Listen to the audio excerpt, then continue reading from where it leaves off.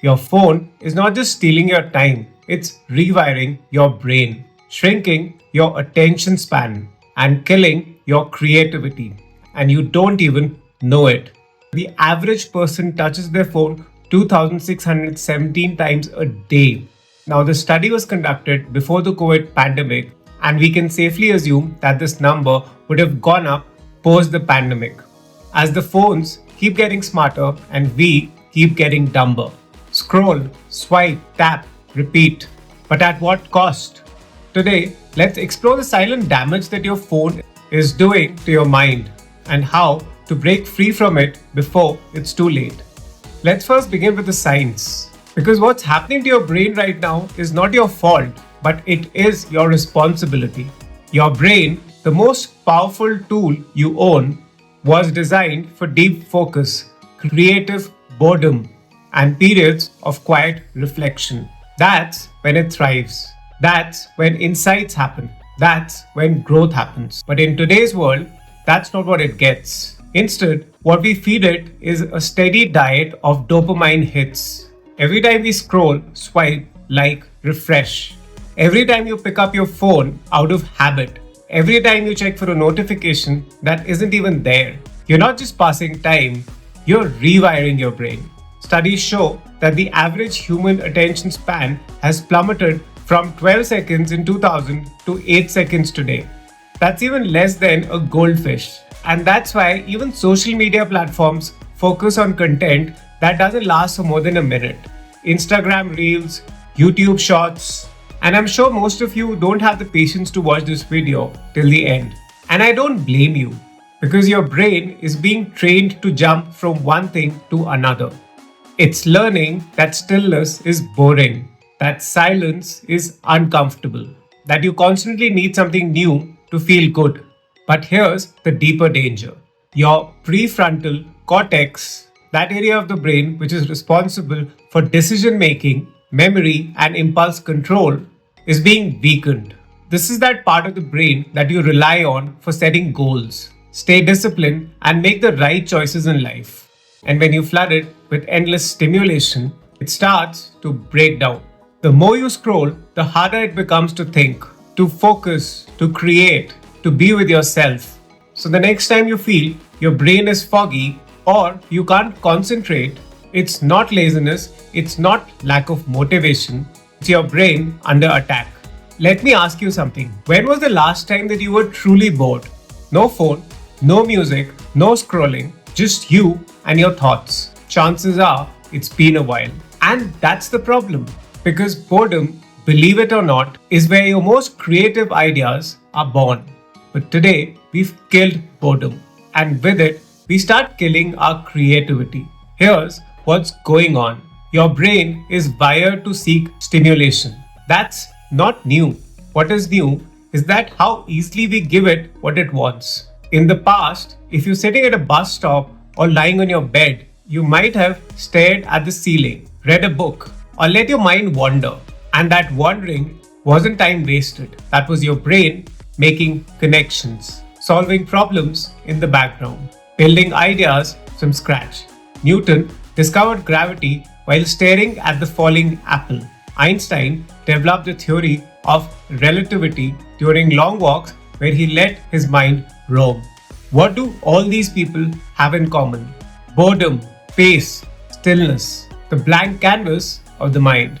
But now we've replaced the space with constant noise. The moment you feel a flicker of boredom, we grab our phone. We scroll, we swipe, we binge. We escape the discomfort instantly. And in doing so, we never let our mind go deep. We are always in consume mode and never in create mode. The real tragedy isn't just lost time. It's lost ideas, lost intuition, lost connection to your inner voice. Because when you never allow your brain to sit in silence, you never hear what it's trying to tell you. That business idea you almost had buried under 20 reels and 12 memes. That song you could have written replaced by somebody else's Spotify list. That moment of self-reflection that could have changed your life, hijacked by a 3-second dopamine hit. We're not just losing our creativity, we're losing our identity. Here's the wild part. Scientists have studied this, and the results are shocking. In one experiment, participants were asked to perform a boring task, like copying numbers out of a phone book. Then they were given a creative problem to solve. Those who had experienced boredom before the task outperformed the ones who hadn't. Why? Because boredom acts as a reset button. When the brain is understimulated, it starts searching for novelty and meaning internally. And that's where imagination kicks in.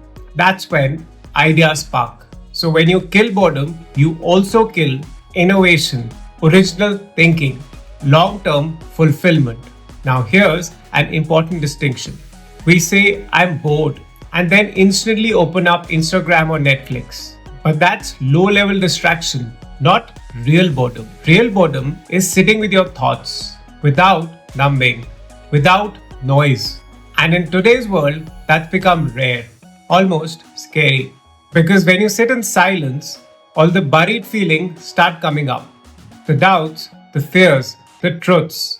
But those moments, that's where clarity begins, when transformation happens. So here's the truth. If you want to be more creative, if you want more original ideas, if you want to hear yourself again, you need to reclaim boredom. Put the phone away. Take long walks without music. Stare out the window. Let your mind wander on purpose. Because on the other side of boredom is brilliance. Did you know that J.K. Rowling came up with the idea of Harry Potter while delayed on a train with no phone? What masterpiece are you never creating? Because you can't sit still. Phone addiction isn't about usage, it's about compulsion. Ask yourself, do you check your phone first thing in the morning? Do you feel anxious when your phone battery is low? Do you open apps without realizing why? Do you scroll while watching Netflix or eating something? If yes, then your dopamine reward system is hijacked. Your brain is chasing quick hits of novelty instead of long-term focus. I've personally struggled with this. There were days when I would wake up and even before brushing my teeth, I had checked YouTube Studio, WhatsApp, email, news. The scattered energy followed me the whole day. And the worst part, it felt normal. Your phone affects your sleep too. The blue light stops melatonin production, because of which you can't fall asleep or can't get deep sleep. Your stress hormones spike every time you get a notification. You're always in alert mode. That's not just your anxiety, that's your nervous system stuck in fight or flight mode. And let's not ignore social media. You start comparing your behind the scenes to someone else's highlight reel. It silently destroys your self-worth. So by now, I'm sure you understand the problem. Your brain is under attack. Your attention is hijacked. Your creativity is being destroyed. But here's the good news. You can take it all back. Not by deleting all apps or moving to the mountains, but by becoming intentional. Let's talk about how to take back control of your mind, your focus, and your life.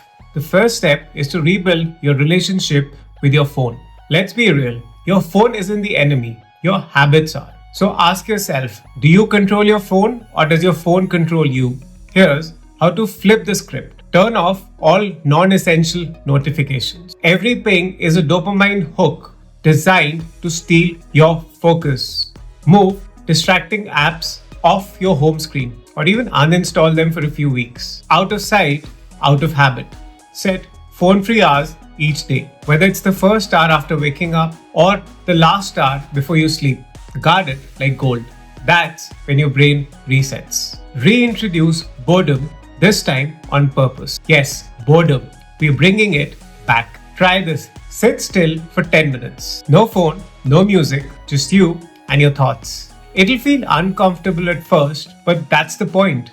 Go for walks without headphones. Let your mind wander. Keep a small notepad with you. You'll be surprised how many ideas appear when you let your mind wander. Boredom is your mind's breathing space. Make room for it. The third step is to train your focus like a muscle. You don't get strong by accident, and you don't get focused by default. Here's how to build mental strength. Use the Pomodoro technique. 25 minutes of deep work, 5 minutes of break, and then repeat. You will get more done in 2 hours that most people get done in an entire day. Create a focus ritual.